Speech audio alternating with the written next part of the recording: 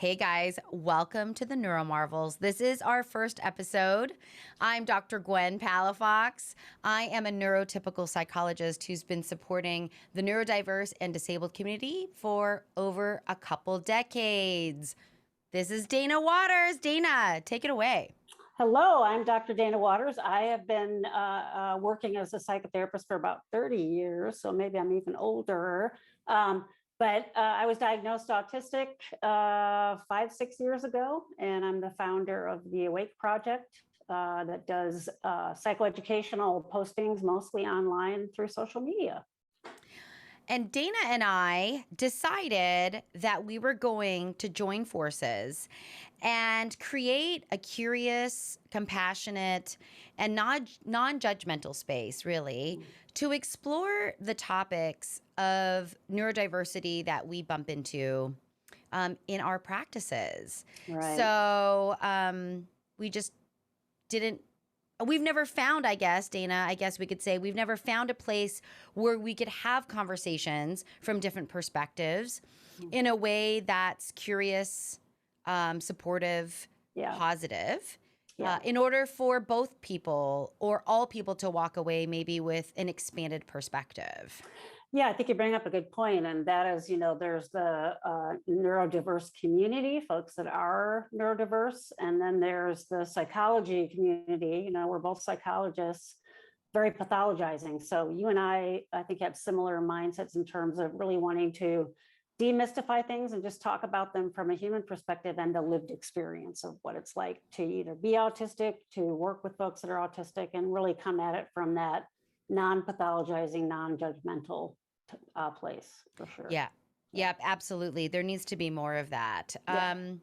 Hey, Dana, do you want to talk about why we're calling ourselves the NeuroMarvels? Well, it took us a long time to pick a name, but both of us are pretty big, how would I say this? A little bit science geeks, but certainly we love the Marvel universe. We love Star Wars. We love Star Trek and all things, stereotypically geekdom. I think we both really can identify with that. So NeuroMarvels, we were shocked to see that the name wasn't taken already. So we were super psyched. Yeah, it was like a stroke of brilliance and genius on our parts, I'm going to say. And like, I know that when you and I were talking about it, we were also kind of impressed by the double entendre of just Marvels, right? Like, so not only like the Marvel universe, which we both love, but just marveling, if we will. I think that we could have fun with that word too. I mean, because Marvel to me means like, it's a marvel, it's an amazing thing, but to also marvel at something is really, to me, to not be judgmental about it and just kind of say, oh, wow, what's in here? What is this made up of? Yeah. And no one knows it all. So it's always every little bit of this almost feels like new marveling, for sure. Yeah, and marveling, we're going to make that a new verb. I think we should just make that a new verb, right? Marveling. Yeah, I like it. Marveling. And I think what we want to do is with each episode, pick a topic. Yes. Pick a topic that we're bumping into quite a bit. And I think, to kick off our podcast, we really wanted to talk about labels. It was something that like you and I had been talking offline about quite a bit. I wonder if you want to get us started on, the role of labels in our community, in our profession. Absolutely. I mean, I love the saying that labels belong on soup cans, not people. And all kinds of images come up for me, like when I was totally broke in grad school and had no money and tempted to buy the grocery store. If labels fell off of stuff and they didn't know what it was, you could buy stuff really cheap. And the conundrum there was, well, I have no idea what's inside this. So that makes sense for a can of food or something like that. If we put one label on a person, though, there's all kinds of things that can come along with that, right? We need labels in psychology to have common language. So even the label of being autistic, there's, within the community, it's, do I have autism? Am I autistic? Everybody has their own identity coming from those places, but those labels can be really loaded, right? A label of how to identify is going to be very different than this is tomato soup or pea soup. And I don't like pea soup, so that's going to be a problem, but I do love tomato soup. So they can be somewhat reducing, but they can also be kind of like what I would say this necessary evil. We need them so we have an entry point into what we're talking about. I've gotten into some really interesting discussions with people online about what we'd say the semantics of a label, but it's not really semantics. It's really about what does that word evoke, or that set of words evoke in any individual person? What does it mean to them, right? Yeah.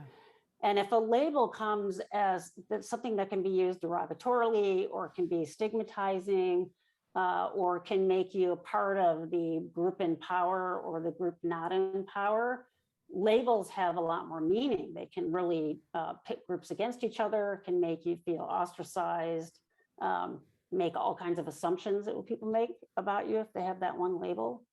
And that's, I think, one of the things that you and I, Gwen, share in common is, yes, there's a label, but we always want to know, we don't make those assumptions. What is that label comprised of for that particular person? You know, what does that mean? And so that wanting to be non-judgmental and curious, I'll always ask my clients that. They'll say a word with me, especially if there's someone that's new and I don't know their dictionary very well. Yeah.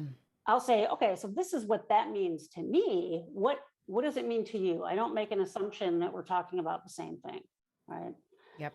And it's hard sometimes to stay in that neutral, non-judgmental place. And probably the biggest thing that I see in discussion groups online is this idea of, do you have autism or are you autistic? And people can get really heated about it, can get really attacking about it. And really, we should be able to embrace whatever label or word someone wants to use for themselves. I mean, how can we really say, well, that's not what you are, rather than saying, this is how I identify, right? Same, I think we've decided on labels today because we were talking about the word disability. All kinds of people thinking that autism is automatically a disability, like they're one and the same, and then a lot of people that think it isn't. But in my experience with any label, it's how much you sort of slice it apart, right? If we look at disability as a whole, it sort of conjures up certain things. But if my mind goes to, okay, what is the most recent research with the Human Genome Project, and what exactly makes autism express?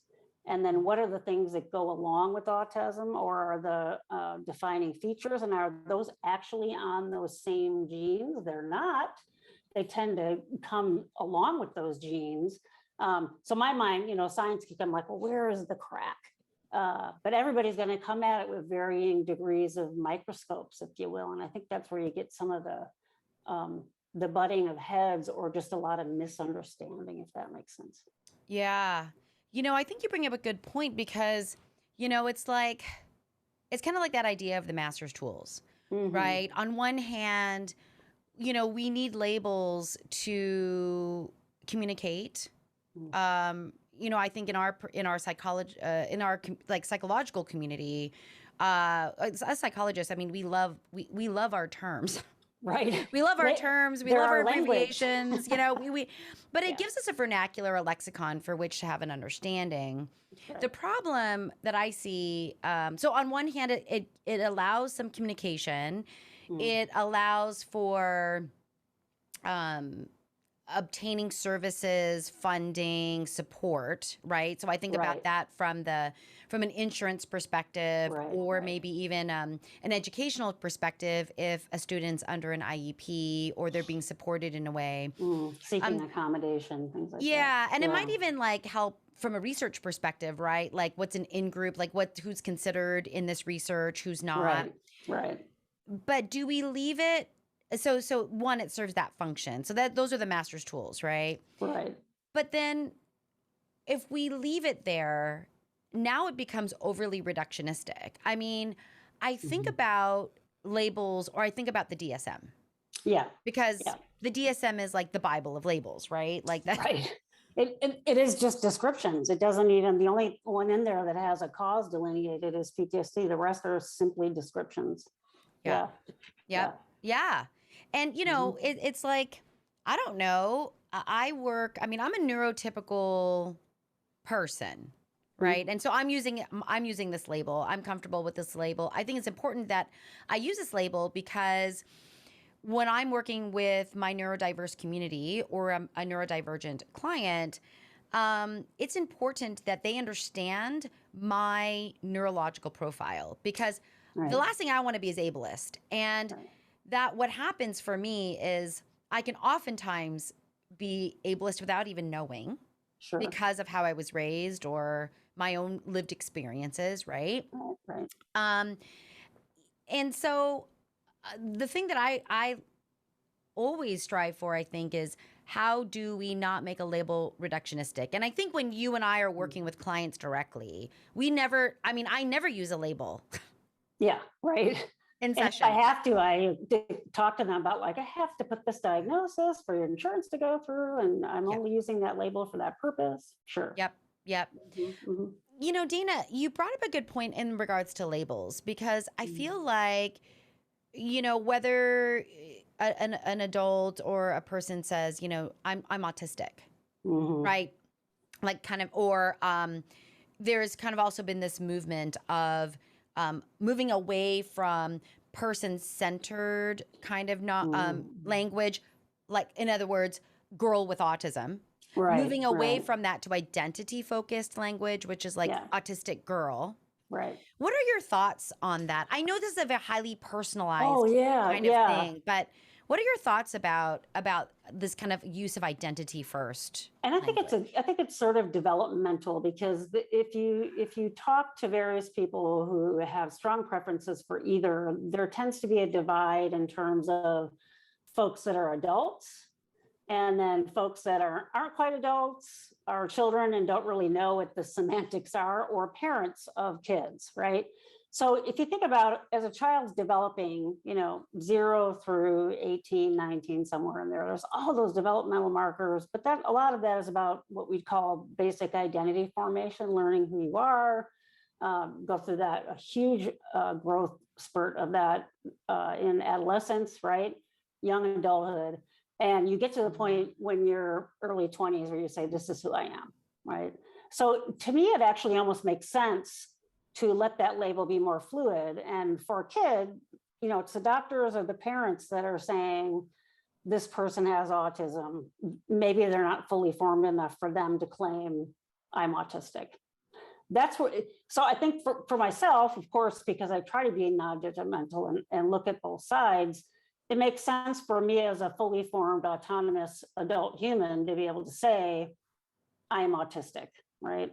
I think when you have parents, especially kids that have just been diagnosed, and they're not savvy about all the research and the language, there is a focus on, oh my God, what does this mean for my child? Is it something, I don't know what autism is. I've heard something about vaccines and can it be cured and all these things that they may not know yet.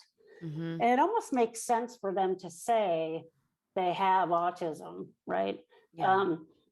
And would you really expect like an 8-year-old to know enough about themselves? And maybe some do, certainly, say, oh, I'm autistic, and to really fully articulate why they've chosen that label. That said, I do know some adults, and I've chatted with some adults that say, no, I have autism. I do not identify identity first by saying I'm autistic. And for me, I always want to honor that, right? It needs to be what each individual is comfortable with. But I do see people within the autism community, meaning people who are autistic, get their hackles raised when someone refers to them or the community as a whole having autism, And I think it's true for any label that we've had. I am also gay, and I like the word gay, lesbian, for some strange, probably instilled by my parents, have this averse thing to it, which is so weird, and I own it totally. But when we used to say LGBT, right?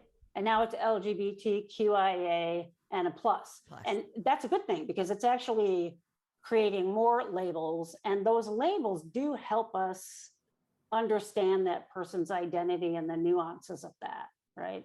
So to be trans, 20 years ago meant you were born and identified as female and you've decided to transform and live as a male. Now trans doesn't necessarily mean that. Trans can also, it sort of is an umbrella for genderqueer and non-binary and a lot of these other kinds of things. And people that I know that don't understand these things get frustrated. We see this in the political landscape, like, oh my God, what now? We're gonna have to do everything. To me, it's just getting those labels clearer and getting them more descriptive so the person can be fully seen. So I would never argue with someone. I also identify as disabled, but I would never argue with someone else who is autistic and say, well, you're disabled inherently. It should be up to that person to say whether or not they're feeling that or they own that as an identity. And I think that that's, in a way, we need to leave room for kids to fully develop before they decide what are their labels, and leave room for those labels to even stay fluid through adulthood if someone changes how their relationship to their own labels. Yeah, I think this is it's an interesting time, just societally, right? Oh, yeah. Where we are really we're really thinking about labels, actually. And so I think about this just from pronouns. What are your preferred pronouns? Really, that's a question right now. Yeah. And I always find that the neurodivergent or the neurodiverse community, see, I even have difficulty with labels. It's still very manual for me. But the community, it's like if people are thinking about pronouns, asking people what their preferred pronouns are, why do we not also do that then for neurodivergence or, being autistic or, whatever that is? I always feel like the neurodiverse community is a little bit left behind in regards to seeing the neurodiverse community as a minority. Yeah. I think as that a group of people. Absolutely. And it drives me crazy when I see various publications and places that I work, when they'll talk about, kind of spit out these things about diversity. They'll say race, SES, gender sometimes. And disability is always last. And it seems like if one's gonna get dropped, that's the one that gets dropped. And whether or not you identify as disabled, I think neurodiversity makes the most sense under that area potentially, and kind of gets lost, but it really is a unique variable, and it really is just like any other of these, dominant or non-dominant classes. As you were bringing that up, I was going to talk about getting marginalized. So if something really is a huge important part of your life and your identity, and you're pushed to the edges of society, not seen, to sort of use that word that you were talking about, you're marginalized. You're not part of the dominant discourse, right? And you get left behind. That when people do want to be seen, for example, the pronouns is a great example of that, where someone will say, I go by they. I teach, right? I'm also a professor, and I'll hear fellow faculty say, oh yeah, I mess up on that all the time. And they'll sort of just brush it off. And I'm like, you don't understand how hurtful that can be, that person has that and really wants to be seen, and that's just as much a part of them as anything else. And you're ignoring it, right? And that same sort of thing in terms of neurodiversity, I agree, absolutely. If we talk about the neurodiverse umbrella, right? ADD is in there. Some people would even say certain types of things like OCD and things like that would be under there as well. And it really is part of, these are all ways that the human brain can exist, right? We know that they're not birth defects or disease forming these things.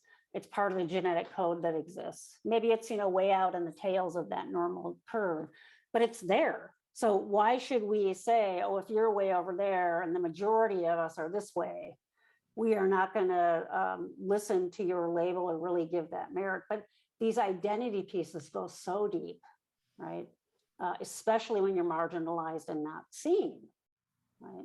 Yep. You certainly know about that, right? For Yep. sure. Yeah. Yep. Mhm. Yeah. And I mean, my only lived experience that I have in relationship to this is really my ethnicity and probably my Mhm. gender, in the sense that whether I'm taken seriously as a professional Yeah. in my professional community, um, you know, that's probably where I've bumped up against it, or just ethnicity, just being an immigrant, you know, Mhm. and coming to North America at a very, very young age. And then my parents saying, we're not going to speak to you in our native language because you need to speak English very quickly. Mhm. Don't stick out because the nail that sticks out gets hammered, and Yeah. Yeah. you need to basically assimilate. So it's really an assimilation kind of Right. um, place or kind of tactic, if you will. Yeah. And then I just found myself really hiding, you know, not wanting to eat my food, like my ethnic food, you know, at school, not wanting to bring people home, not wanting to, you know, I was so scared Yeah. because my parents were like, this, like, your survival depends on assimilation. Right. That's probably the closest lived experience that I get Absolutely. to. I mean, I think in a way, it's helpful to have a minority variable that you live into, because then you can really get into someone else's shoes around it. And that's what I'll do. You know, I'm white, but when people will talk to me about being BIPOC, I'll go to these variables like being gay or being neurodiverse and knowing what that struggle is like. I'd never fully understand that because I'm white. I can't fully get into someone's shoes, Hmm. but I'll think about what it feels like to have this variable that's visible, right? And what that must be like to try to create some sort of empathy. And that's where labels can be dangerous, because people want to have the label and not be bothered with taking time to know what that's like to live with that. And that's where that ableism, maybe if we're talking about disability, stigma, assumptions, and then all these other things that go along with someone's conjuring up of that particular person or that particular minority variable, right? All of us have internalized ableism because we grew up in an ableist society. All of us have internalized racism because we grew up, if we're in the US and probably most other places, have those messages of the other, oh my God, be afraid, and so on. And a lot of what we learned a couple summers ago, and a lot of people had their eyes really open to. I think the disability and the neurodiversity movement is really going to be one of the last to come, which was not surprising. You know, it was in the 60s, 70s, 80s, and really in the 90s when people were really pushing for equal rights for folks that were disabled, right? And at Yep. ADA, what we have just had the 25, 35 year, can't remember how many years Yeah. It's anniversary. anniversary. Hmm. Yeah, yeah. And that sense of, hey, we need to be, not only do we need to be seen, but we need that foot up or that accommodation to be on and have equity with folks that don't have these things going on, right? Yeah. And so in that regard, I think the labels can be helpful. So if you say, for example, if I have a student who's ADD, right, and they have an assessment and they come in and you do these kinds of assessments, right, where the person assessing them says they really need the written notes ahead of time. They need to be able to tape lectures and they need more time in taking a test, right? I can go one way and say, well, that's ridiculous. They need to do everything the same way the other students do, which is obviously a marginalizing and ableistic way to look at that. Or I can go the way of understanding those labels and say, of course, your brain works in this way, and these are necessary and reasonable accommodations so that you're on that equal playing field with someone who isn't ADD and doesn't have those needs, right? But there's so much stigma and marginalizing associated with that, that even if someone doesn't identify as disabled, if they need accommodations, let's say for school, they're going to get that stigma with it. So a lot of people don't do it, right? When you were talking about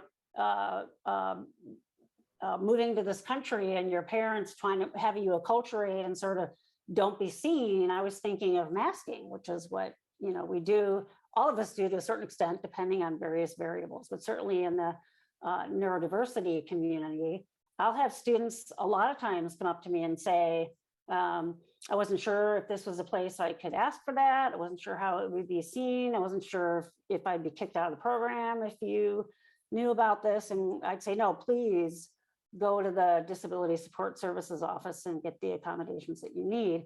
But now, boom, now they're unmasked. And the other thing about labels is now you sort of exposed yourself to the world about it, right? Yeah, there's a vulnerability. For sure. And, you know, I mean, I think in many ways, the impetus for us to create a space, a curious space, a place to have a conversation, maybe of differing opinions or varying opinions, is to be able to create a safe space where vulnerability can exist. Right. And gosh, I mean, as you're talking, you know, disability, or the way in which I define disability or think about disability is through the social model of disability, meaning you look as disabled as your accommodations or your access allow. Exactly. So a good example of that is if you're blind and you use a white cane to navigate your environment, being able to have bumps on a road to indicate changes in grade, to be able to have braille on an elevator, or even voices to know how to cross a road, or verbal cues to know when to cross. That person's going to look much better in their environment, more functioning, if you will, than someone who doesn't have any of that happening in their community. Absolutely. Yeah. Right. I think that's one of the good things about the United States for people that are listening, that we do have these laws in place. If you travel to other countries, some countries do a better job than us, but a lot of countries do nothing. And those are folks that really are going to come up against that brick wall and not be able to move. Right. But yeah, how disabled someone is or how much they stick out, just like what you're saying, has to do with the environment. If I had an environment that was completely non-judgmental and just said, oh yeah, everybody has different learning styles, and of course you can have that, and I'll just do that anyway, right? Yeah. Which of course we never see. We wouldn't say that there's an issue, right? But again, we go back to that middle part of the bell curve. Things are set up for the majority of people, 70-some% of people, it's sort of set up one way. And then people that are in the ends of that bell curve really can struggle. With the label thing too, when you're talking about vulnerability, the vulnerability is real, right? It was sort of like once I came out as gay, I remember someone else talking about that moment of coming out. It was actually in a movie that I watched when someone was describing it, and he says, here I am about to tell my father that I'm gay, and knowing the second I say those words, it's out there, right? And by out there, for this particular character in this movie, meant his dad kicking him out and not talking to him for 15 years, which happens, right? And I remember that same moment with my own father on the phone, like, I want to say these words. It's the same thing with any form of minority that maybe isn't visible when you have to tell someone about it. You can't control it anymore, right? I can tell one person and they can say, oh yeah, okay, that's great, I love you, I'm glad you told me. Another person could say, oh, okay, and then they turn around and do all these things to really hurt you. Yeah. If you've got a variable that's really marginalized and is that vulnerable, and you out with that, you just don't know what's going to happen to it. So yeah, you do have to look at how supportive is the environment. How's it going to respond? It's probably some of why you feel passionate about advocating for your clients to try to get them the support they need. It's one of the other reasons I'm sure I'm a magnet for my students. Anybody has any sort of disability, they come out of the woodwork and talk to me because I'm out there with it, right? Yeah. But there is that, where is that safety place? Who's that person I can talk to that will hold me up if I need it? That does that version of what you're talking about, will have the bumps in the road for me when I'm about to go into traffic, or have braille available. Who's going to do that for me? Yeah. Really scary time to let those labels out. Yeah, absolutely. I mean, especially in this time of like cancel culture and the other things where we're not. We're making very quick judgments. And again, like, I think what we're really playing with today is like, it's like the nuance of labels. Yeah. And that they're not all good and they're not all bad, And I think whenever something is not all one thing, it's really challenging Yeah. to wrap your head around it and to use it in ways that are healthy and productive and Mhm. serve something that needs to that needs support, right? Yeah. You know, as you were talking about accommodations, it reminded me of that picture that helps to illustrate the difference between equity and equal Mhm. or Mhm. equality. And it's like the three men who are different sizes Yeah, and different or different heights. heights, I Yeah, should say. yeah, And then there's the yeah. fence to watch the baseball game. Right. And equal is that everyone has a box. Same size box. Same size box. Everyone Yeah. has the same size box. The shortest person still can't see over the fence. Right, right. The guy in the middle can kind of see, and the guy with a lot of height, I mean, it's like he already could see over the fence anyway, but now he really can see. Now he has an even better view than anybody. Right. Versus equity, which Yeah. is two boxes for the shortest person, one box for the guy in the middle, and no box for the guy who could already see clearly Right. over the fence. But that's the difference between equity and equality. That And was such a powerful image when it came yeah. out. I mean, even for me, I was like, oh my God, I get it now. It was such as like this total light bulb went on as soon as I saw that picture. Yeah. I mean, it was so illustrative, you know, and it's not, I think sometimes, and you might have a different perspective on this, Mm, Dana, but sometimes what I hear from other neurotypical people, well-intentioned, sure. well-intentioned neurotypical people Yeah. are like, why do you get special treatment? Yeah. And then maybe we should just walk around with that picture in our wallet and we can just whip it out and hold it up to their face. And You got to do a because meme on it. yeah, You I gotta have. I've done bring it. it back, Dana. Yeah. Bring back the meme on your Yeah, on your I did one that had I think, a person in a wheelchair, and with my limited graphic, I sort of had this little thing that it elevated them up. But you brought up something that I was thinking about that was important along those lines, and that is um, this sense of someone having the right intentions, right? Someone not wanting to be hurtful. And labels, by their very nature, are meant to be short and to the point. And I experienced this with the Wake Project, where when I post a couple of memes every week, how do I get this information imparted in the most brief way I can, like bullet points typically, knowing that the complexity of that bullet pointed sentence is much bigger than what I've written there, right? And I think that's where labels we can really get caught on, because someone will say, autistic, and someone will say, well, wait a minute, what does that mean? Or someone says equity versus equal. What does that mean? We have to sit back long enough and give enough time, like you said, with the discussion of what are the nuances of this thing.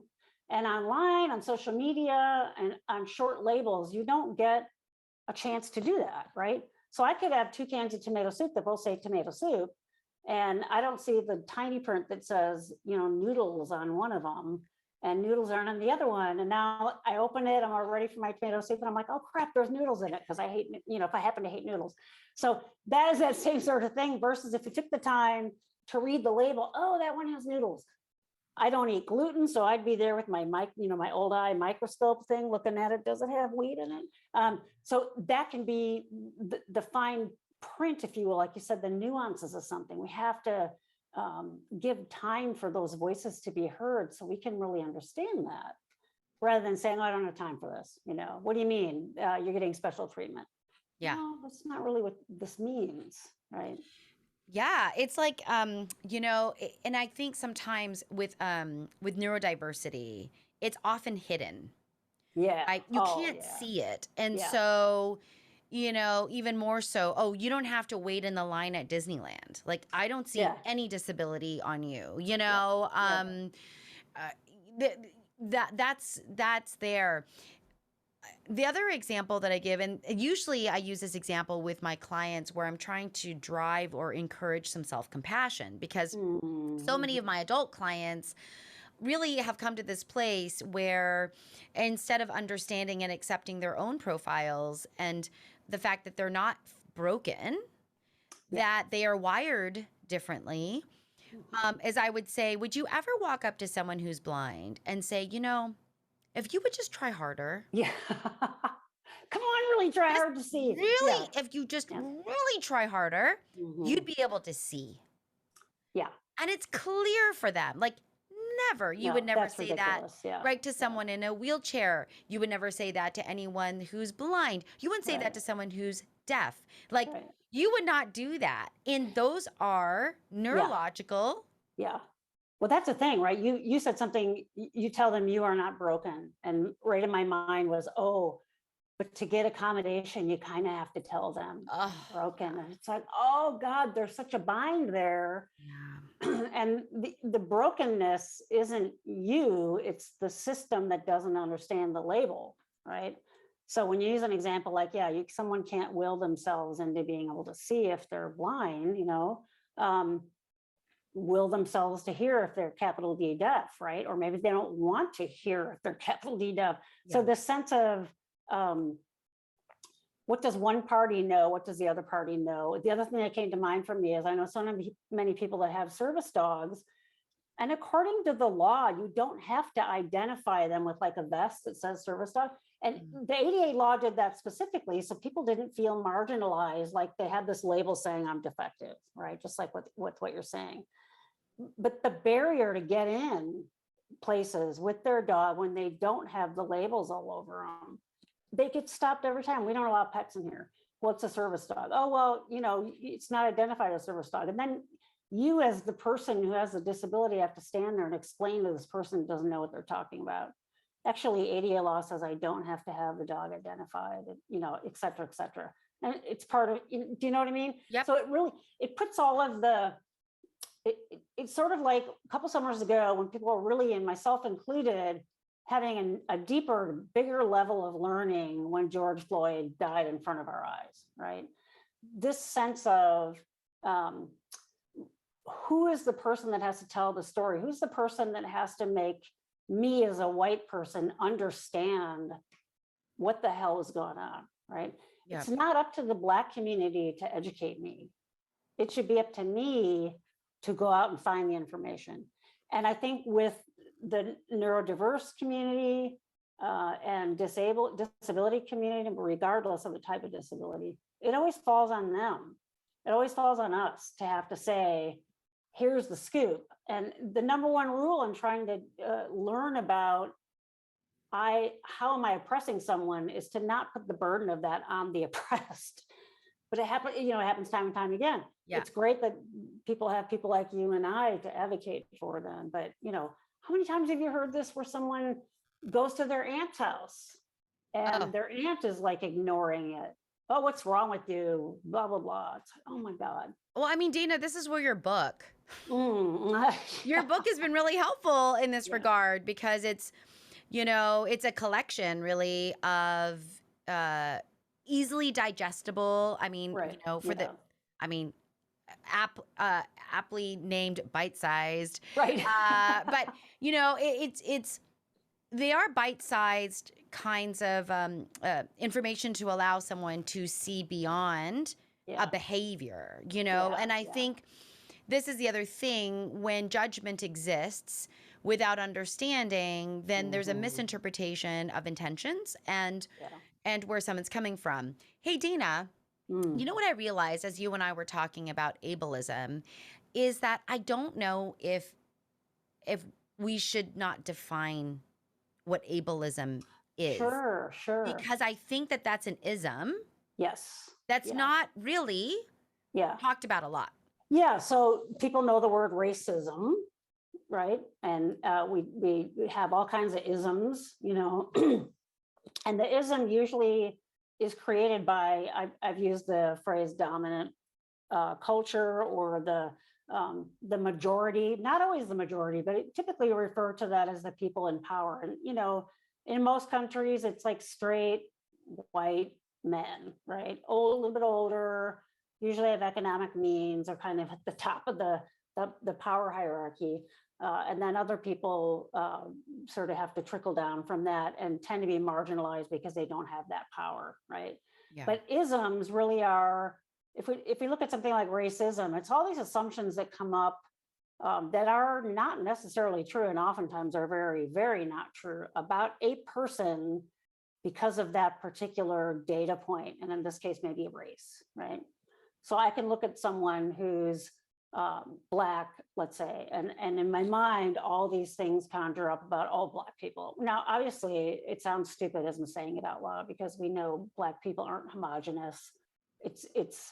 There's less genes that express color of the skin than express eye color and hair color. People don't know that though, right? Mm-hmm. Oh, all this stuff goes along with it. So that becomes this ism that I walk around with. And then I have all these negative judgments, or like you said, assumptions, value judgments, see the person as the other based on just this one thing. And in this case, race, right? So we can say racism. Ableism is like the able version of that. So, which I think is really interesting because almost 75% of people in this country will identify some sort of limited capacity that they have, that their body has. Now, that doesn't mean they're identifying as disabled. The numbers go up as people age, probably not surprisingly. Yeah. But we see things through an ableist lens, just like in our culture, we tend to see things through the dominant white lens, right? Thank God we're finally starting to see some of that change. But that sort of like when people who use wheelchairs, right? It wasn't until ADA came along that we needed to make sure there were ramps for these folks to get up curbs, right? That we had Braille in areas for people to use elevators. Accessibility is sort of this main thing that came along with ADA law. But ableism is having this mindset of, if I have no barriers to anything in terms of my physical self, and brain included, that's the way I think. In fact, and get really marginalizing about, right? Make all these assumptions of, oh, everybody I meet on any given day, if they don't have a visible disability, they must not be disabled, right? So that's where we get to that ableism, is sort of the act of discriminating based on this idea of being able-bodied. Just like I might discriminate with someone based on the idea of their race or their gender or anything else, right? Mm-hmm. So as you said, these isms, there's all kinds of isms. Right? Yeah, sexism, racism. Sure, I mean, right.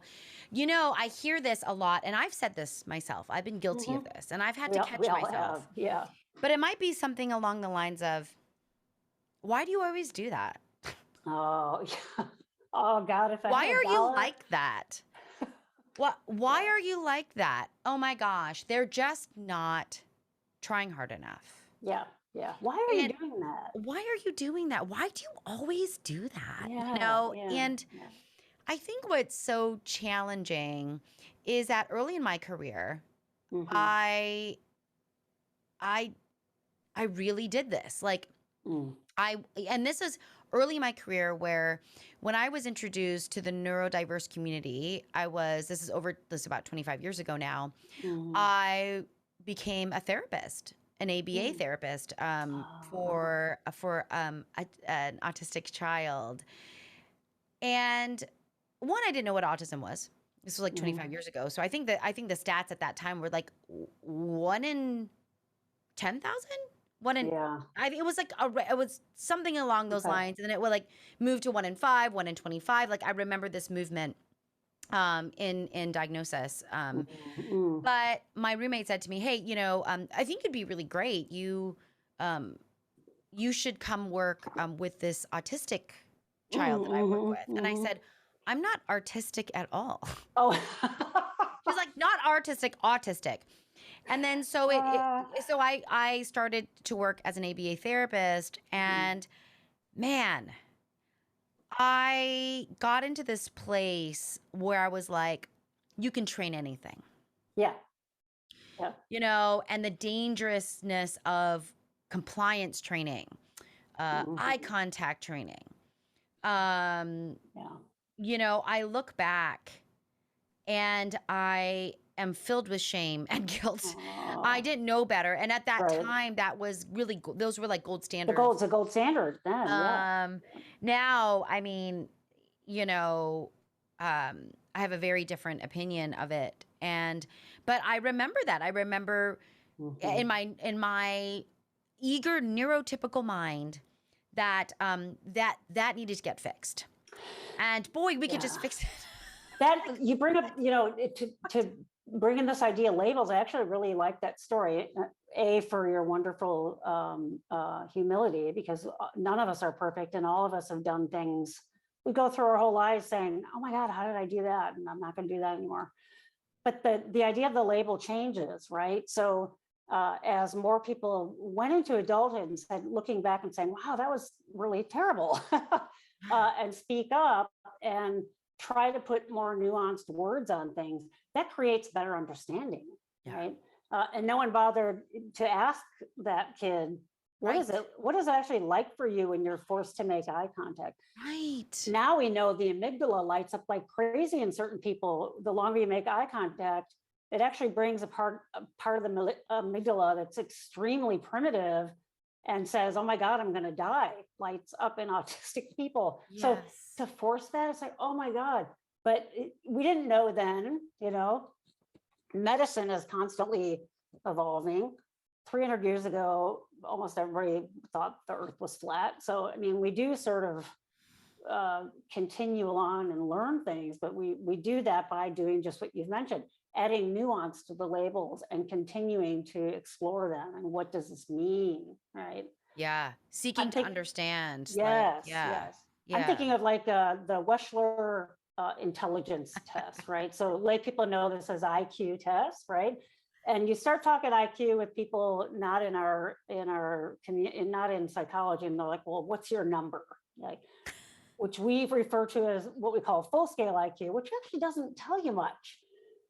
The thing that I think is actually kind of cool about an IQ test that the general public doesn't know is there's all these subtests to it, and within the subtests, there are individual items, and they all sort of look at slightly different ways the brain works. One might be focused on attention, one might be focused on auditory attention versus visual attention versus sustained attention versus does the attention crash and burn after someone's had to spend 2 hours doing this, or is it there from the beginning? And those are the things that are more important, though. If you get a comprehensive, like a neuropsych battery done, they will talk about all those things. And I think you see the neurodiverse community being more recognized as some of those tests became more nuanced, looked at more in the cracks, what's in here. Can we create a test to tease out the difference between auditory attention and visual attention? Can we create a test that looks at the difference between someone's attention at the beginning of the test versus 3 hours later? And yeah, we can. We have all these tests we can do that we give them what we call a battery all at once. We talk about testing the limits, like when does someone's patience and ability to focus just crash and burn and die off? So those are things the general public aren't necessarily aware of. They just want to know that label of what's your number? Are you like 180? Are you a genius? And it's like, well, we as psychologists actually want to know all those little bits and pieces. So that's, for me as an educating psychologist, want to let people know those bits and pieces. Yeah. Right. Without telling them all the secrets, because it's unethical. We can't share those tests with the public because then they wouldn't work anymore. But to give them an idea of the kinds of things we can garner from that are further labels, but they're sort of more specific labels under a broader category. And that's always going to come with more understanding, like, oh, this soup has noodles in it. This one doesn't, along those same lines, right? It's, more what's in there. Yeah. Remind me never to send you anything with noodles, but I'm like picking that up, Dana. I'm picking. If they're gluten-free noodles, we're all good. We're all good. Yeah. I love that example actually of the Wechsler series because, as a gold standard, I think of IQ measurement, and that knowing that, I think there's like 14 or subtests, kind of subtests underneath that. and that there's different types of IQ in regards to like how we reason with information. Is it verbal information, nonverbal information? How quickly do we do that? How much of that can we do at once? All of these types of Is it things. language specific? Because if you're Right. giving an English test to a Right. non-native I'm not speaker, right. Is it motor free? I mean, how does motor planning kind of roll into that? And that's so important because it is a good illustration of how one number, which the only people that I've ever worked with that want to know your IQ number are all my clients from Caltech who want to make it into Mensa. And there you go. I'm Because like, they might have a threshold for Mensa. yeah. I guess. Oh, Yeah. no, total. Oh, yeah. Like there's a threshold for like friendship, right? And I'm like, you are, you have, what do I say? Like, I'm like, your IQ is way above mine. Like, I can't even like begin to process or comprehend the robustness of how much you can think. Cause I am an average square girl. Like I work really hard, but I am right in the middle of that bell curve. Right, You right, know, right. Yep. I've been tested multiple times by my colleagues for practice, and Yeah. it's been confirmed multiple times. There you go. But I love that, and that, you know, I think ultimately, as we're talking about labels, because when we talk about nuance, I can imagine that people are like, okay, you guys, like, so you use a label or not? Yeah. And I think our whole conversation is really about it depends. Yeah, and don't ever, to use an ism, we can say like labelism, right? Don't ever make all these assumptions about someone or a situation or way of being from a word or a label. You just have to know more. Also in our field, when we do testing like that, by the way, not using just one test, we would never just give the intelligence test, we use other ones.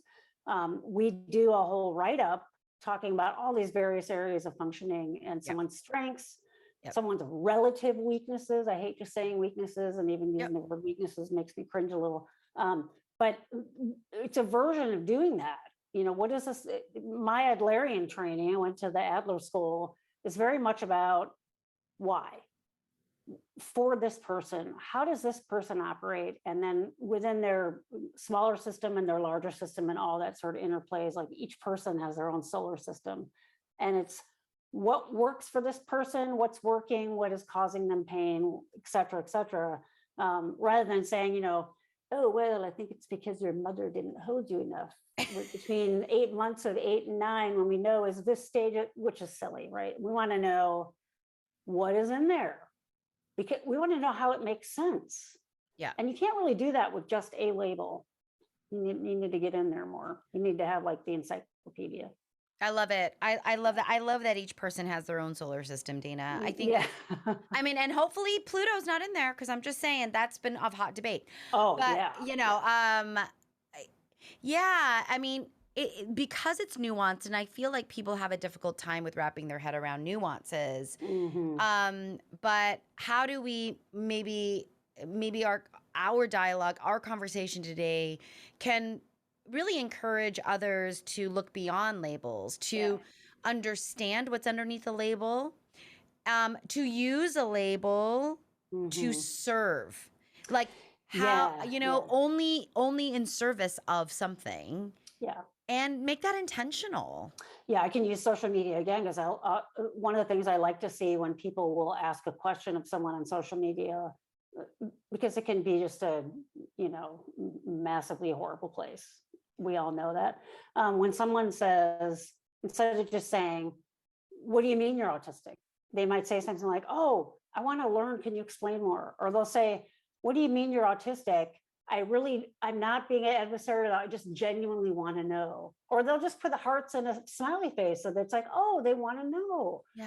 So to me, it's also the like you said, the intention. Yeah. What is the tone of voice or the tone that someone's coming in by saying, can you tell me more about that? Rather than, what the hell is that? Right. So it really does need to be, you really have to genuinely want to know more. And in my experience, when you have anybody from any marginalized population, if you go at it from that kind of loving, curious place, like this human sitting in front of you, you're like, oh, if you're willing I would love to know more about that. If you're willing, I would love to hear you say more about what that means to you and so on. I Yeah. have yet to have somebody say, well, that was mean.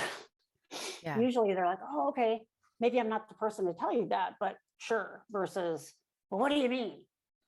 You know, Yeah. and that's what the energy that tends to come with just a label for sure.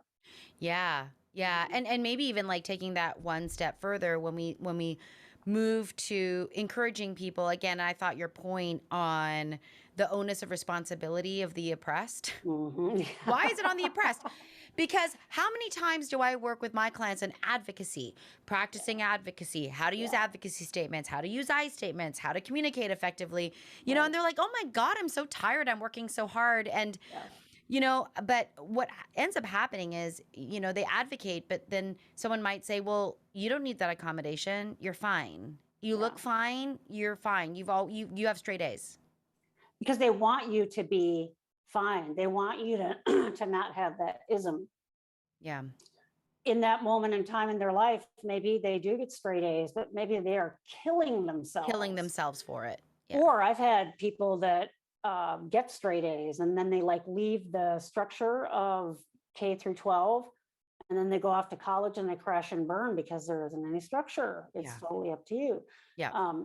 Or they're taking classes that they like versus what they don't like. Or someone like me, all the way up till halfway through high school, I got C's and D's. That's terrible. I was sort of the poster child for a kid growing up in the 60s and 70s before he had any of these labels. And everyone in my report cards would say, Dana doesn't try hard enough. It's like, it's a little more than that.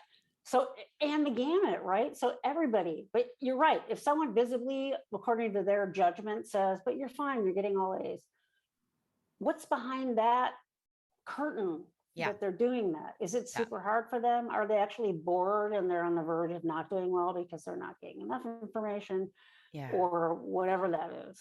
Right? Ooh, I like that reframe of boredom. Not enough information. Dana, I love Yeah, that. because that happens too, and everything in between. Yeah. Yeah. I mean, and I know that you and I will talk about sensory differences, sensory profiles on another episode, because that just inevitably is par for the course, I think, when we're in this community. Yeah. For sure.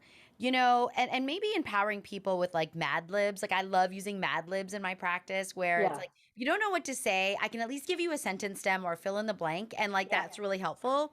But it's like, help me understand. Yeah.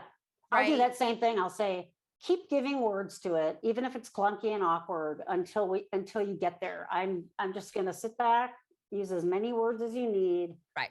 until you feel like, and that's sort of like that version of ad libs. Yeah. Yeah. Yeah. Like just like spit it out, brainstorm it. Not Yeah. no judgment again.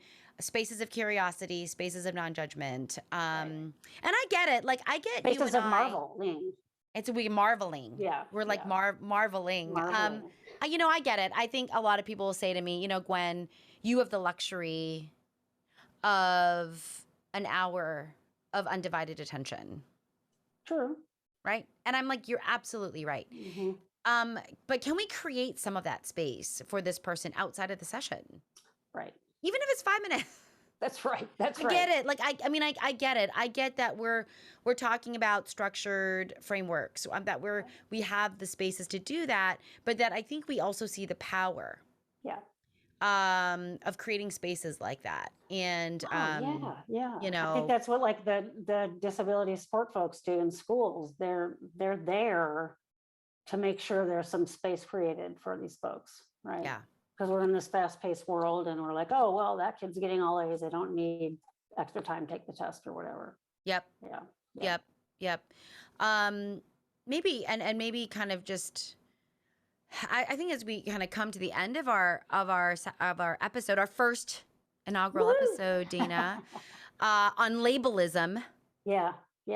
See? Is maybe empowering anyone who's listening to this, who's considering sharing a label, their own label, that you can have multiple labels as part of your identity, that you have your own solar system.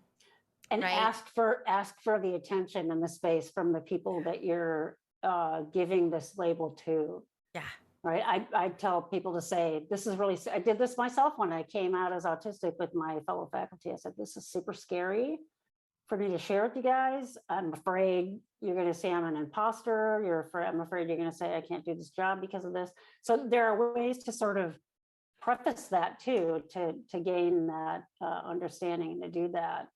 Yeah. Knowing that there's a lot of people out there that have labels of their own, and it's not going to be taken well by people in their lives. And I think that it's great if someone has all people in their family and their friends and so on that are very understanding. But the reality is a lot of people they lose friends, they lose family members.